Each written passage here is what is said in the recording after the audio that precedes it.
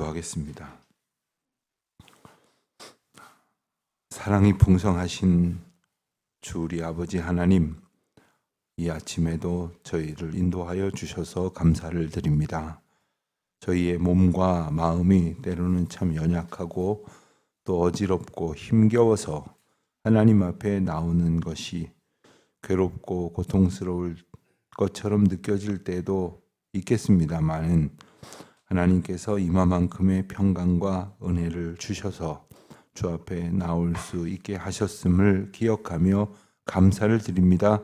또한 저희들에게 베푸신 은혜를 따라서 그와 같은 평강을 누리며 살아갈 수 있도록 우리 성도들에게, 또 우리 사랑하는 구역 식구들, 또 믿음의 가족들, 또 우리 교회 공동체의 모든 속한 주의 백성들에게 그와 같은 은총 허락하여 주시기를 기도합니다. 하나님 저희를 도와주시고 하나님 저희를 오늘도 붙들어 주시기를 간절히 기도드립니다. 특별히 어려운 일 겪는 분들 많이 계십니다. 슬픈 일 당한 가정이 있습니다. 병중에 고통하는 이들이 있습니다. 산 소망이 끊어진 것처럼 괴로워하는 일들이 있습니다. 아버지 하나님, 저희들을 긍휼 가운데에 붙들어 주시옵소서. 하나님, 상한 심령이 회복되어질 것은 오직 하나님의 은혜와 말씀이 허락하시는 평강인 줄로 아오니 오늘 그 말씀이 풍성히 더하여지는 은총의 시간을 살게 하여 주시옵소서. 하나님, 오늘도 또한 한 달이 지나고 또 세 달을 맞고 또 이렇게 올해도 많이 남지 않은 그러한 시간의 빠른 흐름 속에 저희들 그저 감사하고 또한 감사한 것은 예배당 건축이 여기까지 이르도록 인도하신 것을 기억하기 때문입니다. 하나님, 마무리 공사가 잘 될 수 있도록 도와주시옵시고, 특별히 이 예배당 건물이 당초에 계획했던 모든 소기의 과정들을 잘 놓치지 않고 채워갈 수 있도록 남은 시간을 하나님께서 특별히 은혜로 부어주시기를 간절히 기도드립니다. 하나님, 여러 업체가 함께 협력하면서 일을 합니다. 하나님께서 온전한 인도자가 되어 주셔서 저희들의 부족함을 오직 깨닫는 시간 되게 하여 주시옵시고, 이 일 가운데 수고하고 헌신하시는 우리 건축위원장님과 모든 위원들, 또 우리 모든 당회원들과 중직자들, 그리고 예배당 앞을 지나면서 사랑의 마음으로 충보하며 기도하는 모든 분들에게 하나님의 놀라운 평강과 은혜를 덧입혀 주시옵소서. 아버지 하나님, 이제 하나님께서 베푸신 은혜를 따라서 이 하루도 사명을 따라 살아가고 또한 주신 은혜를 따라 살아가고자 할 때에 저희를 괴롭히고 대적하는 모든 사탄 마귀의 시험과 유혹을 능히 물리칠 수 있도록 도와주시옵소서. 사람에게 섭섭한 마음이 있습니까? 또한 여러 가지 상황을 두고 홀로 애달파하는 이들이 있습니까? 헛된 것들을 기준 삼아서 자신을 자책하는 이들이 있습니까? 하나님의 은혜와 그리고 우리에게 주시는 놀라운 계획과 평강을 의지하여 지난날 모든 일들을 감사하고 또한 되어질 모든 일들을 하나님의 은혜 가운데 소망하는 이 하루가 되게 하여 주시옵소서. 주님 의지합니다. 말씀 가운데 역사하여 주시옵시고, 이 자리에 모인 저희뿐만 아니라 인터넷을 통하여 예배드리는 모든 분들, 특별히 해외에 있는 교우들, 지방에 있는 교우들, 군문에 나가 있는 자녀들과 유학 중에 있는 젊은이들, 또한 얼마 남지 않은 수능 시험을 준비하고 있는 우리 수험생과 그 가족들, 특별히 하나님의 은혜를 구하며 젊은 날 하나님께서 함께 하심을 간절히 소원하오며 분투하옵는 우리 젊은이들 하나님께서 지켜주심으로 그 믿음의 길에서 결코 파선하는 자들이 되지 않고 오직 풍랑을 헤쳐가듯 그 믿음으로 나아가 승리하는 주의 권속들 되게 하여 주시옵소서. 감사하오며 예수님의 이름으로 기도드립니다. 아멘. 디모데후서 4장 보겠습니다. 1절부터 8절까지 말씀. 디모데후서 이제 4장 마지막 장입니다. 1절부터 8절까지 말씀 우선 함께 봉독합니다. 하나님 앞과 살아있는 자와 죽은 자를 심판하실 그리스도 예수 앞에서 그가 나타나실 것과 그의 나라를 두고 엄히 명하노니 너는 말씀을 전파하라. 때를 얻든지 못 얻든지 항상 힘쓰라. 범사의 오래 참음과 가르침으로 경책하며 경계하며 권하라. 때가 이르리니 사람이 바른 교훈을 받지 아니하며 귀가 가려워서 자기의 사역을 따를 스승을 많이 두고 또 그 귀를 진리에서 돌이켜 허탄한 이야기를 따르리라. 그러나 너는 모든 일에 신중하여 고난을 받으며 전도자의 일을 하며 내 직무를 다하라. 전제와 같이 내가 벌써 부어지고 나의 떠날 시각이 가까웠도다. 나는 선한 싸움을 싸우고 나의 달려갈 길을 마치고 믿음을 지켰으니 이제 후로는 나를 위하여 의의 면류관이 예비되었으므로 주 곧 의로우신 재판장이 그날에 내게 주실 것이며 내게만 아니라 주의 나타나심을 사모하는 모든 자에게로니라. 되리라. 아멘. 바울이 쓴 편지가 얼마나 많습니까? 또 신약 성경 전체의 비중으로 따지면 바울이 보낸 서신 속에 담겨져 있는 하나님의 말씀, 특별히 신앙하는 그 원리와 교훈이 얼마나 많습니까?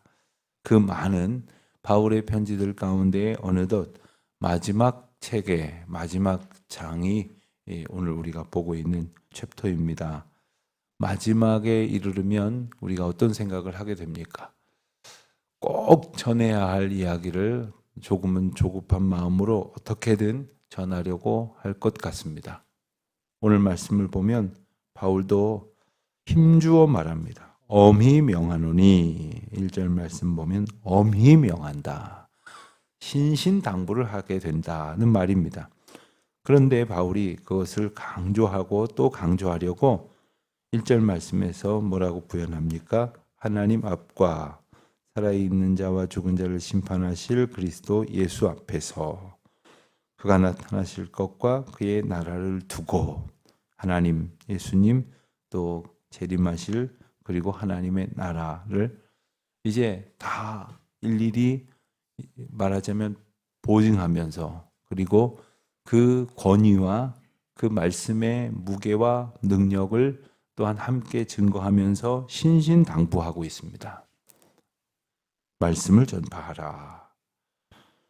우리에게 주신 사명이 무엇일까 생각을 해보면 어떤 분들은 자기 직업이 사명이라고 생각을 합니다. 또 아직은 이루지 못했지만 하고 싶은 어떤 그 자신의 인생의 목표가 사명이라고 그렇게 생각을 합니다. 그러나 그 직업도 어떤 하는 일도 궁극적으로는 사명을 이루도록 하나님께서 허락하신 수단입니다. 그 수단과 방법을 통해서 궁극적으로 우리가 해야 할 일이 있다면 그것은 성경 여러 곳에서 증거하는 대로 하나님의 사람으로 살아가는 것이고 하나님의 영광을 드러내는 것이고 사랑이신 하나님을 사랑으로 증거하는 것이며 무엇보다도 오늘 말씀 가운데 나와 있는 대로 우리를 사랑하고 구원하신 성부, 성자, 성령을 증거하는 이 말씀을 전파하는 것, 이것이야말로 우리에게 주시는 가장 소중하고 그리고 궁극적이고 가장 긴급한 사명이라 하지 않을 수 없습니다. 근데 목회를 하다 보면 참 답답하다 생각이 드는 것이 뭐냐면 이 귀한 사명을 마냥 미뤄두는 분들이 있어요. 예컨대 사랑하는 가족들이 있습니다. 아주 소중히 여긴다고 말하는 친구들이 있습니다. 그런데 그들 가운데에 어찌하든지 물론 여기에서 꼭 전제가 되어져야 될 것이 지혜로워야 됩니다. 들을만 하게 전해야 됩니다. 그런데 아예 전하지를 않아요. 그러면서 하는 말이 아유 때가 되면 믿겠죠. 때가 되면 알아서 오겠죠. 여러분 우리가 그렇게 예수 믿었습니까? 저 여러분이 때가 돼가지고 내가 고민하다가 내가 그냥 결심하고 내가 알아듣고 그렇게 예수 믿게 됐나요? 그런 사람 아무도 없습니다. 오늘 우리가 이 새벽에도 하나님의 말씀을 사모하여 예배당에 나올 수 있었지만 우리가 이렇게 이마만큼의 믿음을 갖게 되기까지 무수히 많은 분들이 애를 쓰셨습니다. 권면했습니다. 기도했습니다. 수고했습니다. 헌신했습니다. 사랑으로 말씀의 씨앗을 뿌렸습니다. 그것이 부모님이셨을 수도 있고 그것이 친구였을 수도 있고 뜻밖의 자녀였을 수도 있습니다. 그런데 그런 하나님 앞에 간절한 기도와 소망과 헌신적인 노고와 수고로 인하여 뿌려진 그 말씀의 씨앗이 단번에 100배, 60배, 30배 결실을 맺었느냐? 우리 마음이 그렇게 옥토같지 못했습니다. 그럼에도 불구하고 하나님께서 우리 마음을 기경하시고 수많은 사람들을 통해서 말씀을 심어주시고 또 듣게 하시고 깨닫게 하셔서 이와 같이 이만큼이라도 말씀의 사람으로 살게 하셨거든요. 그것을 조금이라도 헤아린다면 때를 얻든지 못 얻든지 어찌하든지 말씀을 전하는 누구여도 상관없습니다. 단 아까 말씀드린 것처럼 지혜로워야 한다는 것은 무슨 뜻인가? 나는 말씀을 전한다고 하면서 마치 관계가 깨어질 정도로 아주 강압적으로 강요하거나 정죄하거나 이런 식으로 돼서는 안 되죠. 조금 더 만날 수 있는 관계라면 지속적으로 그 말씀을 전하여짐으로 그가 말씀의 사람, 말씀을 통하여 하나님 만날 수 있도록 하기 위한 그런 어떤 과정을 필요로 할 것입니다. 이것을 하나님 앞에 여쭙고 의지하여 성령께서 이끄시는 대로 말씀이 마치 가랑비에 옷이 젖듯이 그렇게 말씀이 잘 전해지고 스며들고 받아들여질 수 있도록 어떤 방법을 취하는 것이 좋을까? 그러나 그 주체는 나를 통해서 하나님의 말씀이 전해지기를 원하신다는 거예요. 때를 얻든지 못 얻든지. 다시 말하면 내가 생각할 때 때가 되었다 안 되었다를 판단하지 말라는 것이고 항상 힘쓰라고 하셨고 그리고 여기에서 또 말씀하시기를 오래 참음과 가르침으로 경책하며 경계하며 권하라고 하셨습니다. 오래 참아야 될 일입니다. 한마디 해가지고 복음을 전하면 얼마나 좋겠습니까? 저도 경우에 따라서는 처음 보는 사람에게도 복음을 전할 때가 있는데 놀랍게도 더 들으려고 해요. 가던 길을 멈추고 조금만 더 하시던 얘기를 들려주십시오 하시는 분들도 만나게 됩니다만은 반대로 아주 매몰차게 아주 서운할 마음이 많이 들 정도로 이렇게 거절을 하는 분들도 계시죠. 그러나 그때마다 우리가 가지고 있어야 되는 생각은 항상 힘써야 된다는 것입니다. 3절 4절 말씀을 보면 사람들이 이 말씀을 전파할 때 그 말씀을 잘 듣지 아니할 만한 쇠퇴가 되어 간다는 그러한 현실적인 문제를 이렇게 지적을 합니다. 때가 이르면 그때가 되었을 때에 사람들은 바른 교훈을 받지 아니하려고 한다 하는 겁니다. 자기 사욕을 따를 스승을 많이 둔다는 겁니다. 그리고 진리에서 돌이켜서 허탄한 이야기를 따른다고 하는 겁니다. 요즘 그런 시대라고 생각이 듭니다. 요즘 많은 분들이 예전에는 그저 들려주는 것 듣고 보여주는 것 보고 아니면 할 수 없었습니다. 근데 요즘 어떻습니까? 요즘 텔레비전 켜놓고 그 방송에서 보여주는 것만 가만히 앉아서 보는 사람들도 계시겠지만 유튜브를 통해서 인터넷을 통해서 자기가 보고 싶은 것 찾아서 열어놓고 보다가 마음에 안 들면 휙 마음에 안 들면 그냥 다른 채널로 돌리듯이 다른 걸로 휙휙 돌립니다. 그냥 너무나 쉽습니다. 그리고 자기 마음에 드는 것, 자기 귀에 이롭다고 생각하는 것, 자기 사욕을 만족시키는 것, 그 열심히 찾아 듣습니다. 가만히 보면 하나님의 말씀 앞에서 성령님의 인도하심을 받기 위해 애를 쓰느냐, 그런 시간이 점점 줄어들고 그리고 유튜브가 나의 선생이 돼요. 그래서 유선생이라나요?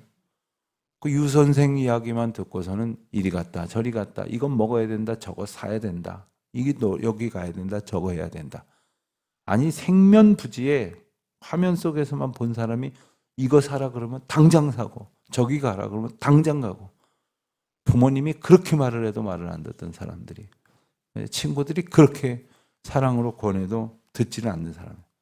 아니 교회 목사가 좀 간곡하게 부탁을 해도 그럴까요 말까요 하던 분들이 그냥 유 선생에게는 너무나 잘 들어요. 왜? 나의 사역에 맞는 일일 때 그렇다는 거예요. 그러니 5절 말씀 보니까 모든 일에 신중하며 고난을 받을지라도 전도자의 일을 감당함으로써 내 직무를 다하라 하는 거예요. 우리가 전도자로 살지 않으면 직무를 다하지 않는 겁니다. 여기에는 상황과 어떤 형편에 따라 이 전도자의 직무가 조금 더 세분화될 수가 있겠습니다. 제가 예전에 담임 목사님으로 부목사 시절에 모셨던 목사님은 어릴 적 꿈이 전도자였답니다. 전도자. 이 말씀을 들으면서 아주 어렸지만 나는 전도자가 되겠다. 그러다가 대학을 진학해서 직업을 가지고 그리고 그 직업을 살아가면서 열심히 전도자로 삶을 살려고 하는데 이 복음의 열정이 점점 너무 뜨거워져 가지고 다른 일은 하고 싶은 마음 별로 안 생기고 전도자의 삶만 더 살고 싶어지다는 거예요. 그래서 꿈이 바뀌었답니다. 프로페셔널 전도자. 그러니까 이제 이걸로 전념을 하고 싶다는 거예요. 그러니 하나님, 내가 이 일을 감당할 수 있도록 공부할 수 있게 해주십시오. 공부하고 신학교 갔다는 거예요. 여러분, 이렇게 아예 삶을 몽땅 다 매 순간 전도자로 살려고 할 수도 있겠지만 그렇다면 우리가 몽땅 다 신학교 가야 된다는 소리인데 오늘 말씀에 나와 있는 내용은 그 저변이 매우 확대된 이야기입니다. 모든 상황 속에서 우리는 전도자일 수 있다는 거예요. 심지어는 말하지 않아도 전도자로 살아갈 수가 있다는 겁니다. 예컨대 잘 모르는 사람을 이렇게 봤을 때 그가 뭐 성경책을 읽기도 하고 또 신앙서적을 읽기도 하고 또 십자가를 목에 걸고 조용히 묵상을 하기도 하고 그럴 때 모르는 사람은 모르겠지만 대부분의 사람들은 아, 하나님 믿는 사람인가 보구나. 예수 믿는 사람인가 보구나. 이게 바로 전도예요. 여기서부터 사실 출발하는데 그런 모양은 갖춰놓고서는 사람들 이맛살지 부리는 그런 행동을 한다면 복음의 길을 가로막는 거겠죠. 그러니 우리가 전도자로 살아가는 일은 때를 얻든지 못 얻든지 말씀을 증거하면서 우리에게 주신 기회를 다 해서 복음 전도자로 살아가자는 권면을 하고 있는 겁니다. 바울은 이제 6절부터 8절까지의 마치 정말 마지막에 해당되는 유언과도 같은 말씀을 전합니다. 전제와 같이 내가 벌써 부어졌다. 전제란 구약에 나오는 제사의 아주 구체적인 한 가지 방법을 말하는데 제단 위에다가 제물을 이제 불태워 번제로 사르기 위해서 제물을 잡아놓고 올립니다. 그런데 그냥 사를 수도 있지만 전제라는 의식을 더할 때가 있습니다. 전제는 뭐냐면 피를 상징하는 이 포도주를 그 위에 붓는 겁니다. 부어서 피로 그 제물을 적시는 그런 의식을 말합니다. 그러니까 지금 바울은 자기 자신이 제물이 되었다고 하나님 앞에 바쳐져야 될 존재라고 그렇게 고백을 하고 있는 겁니다. 그렇게 바쳐질 때가 되어서 전제가 부어지듯이 이제 여기까지 이르렀다. 그야말로 나의 떠날 시각이 가까웠다. 나는 선한 싸움을 싸우고 달려갈 길을 마쳤고 믿음을 지켰다. 여러분, 우리가 인생의 마지막 때라고 일컬어질 때에 이 7절과 같은 그런 신앙 고백을 할 수 있을까요?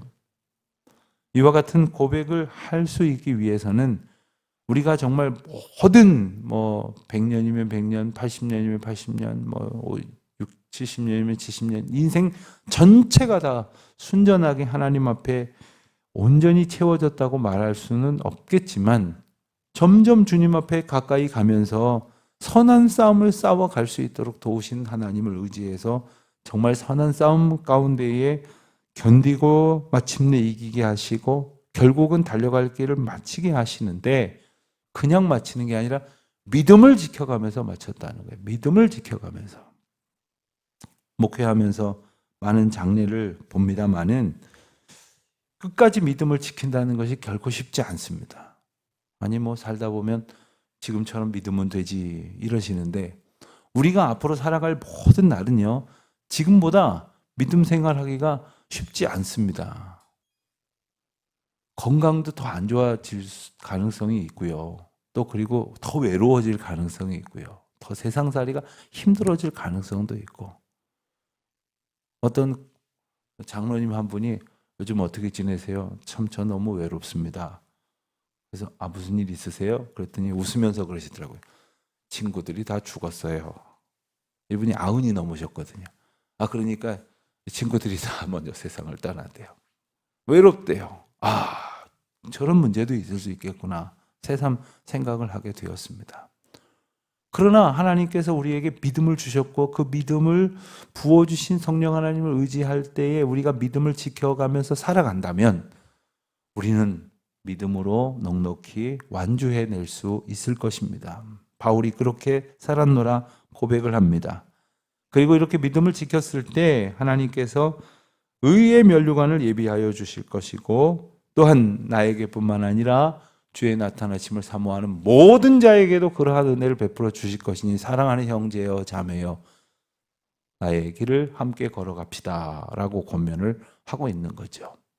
사랑하는 성도 여러분, 우리가 마지막 순간에 이를 때에 이와 같은 고백을 하나님 앞과 사람들 앞에 할 수 있도록 이 말씀을 꼭 붙들고 또 그리고 할 수 있는 대로 복음 전도자의 삶을 살면서 선한 싸움을 싸워낼 수 있는 그 능력을 오직 주님께로부터 얻어서 하나님이 이끄시고자 원하시는 그 달려갈 길까지 잘 따라가고 그뿐 아니라 그 가운데에서 어찌어찌 겨우겨우 시간만 채웠거나 그냥 걸음만 걸었거나가 아니라 믿음으로 지켜 살아가는, 그리하여 하나님께서 주시는 힘과 능력을 의지하여 완주의 기쁨을 나눌 수 있는 저와 여러분이 되시기를 주님의 이름으로 축원드립니다.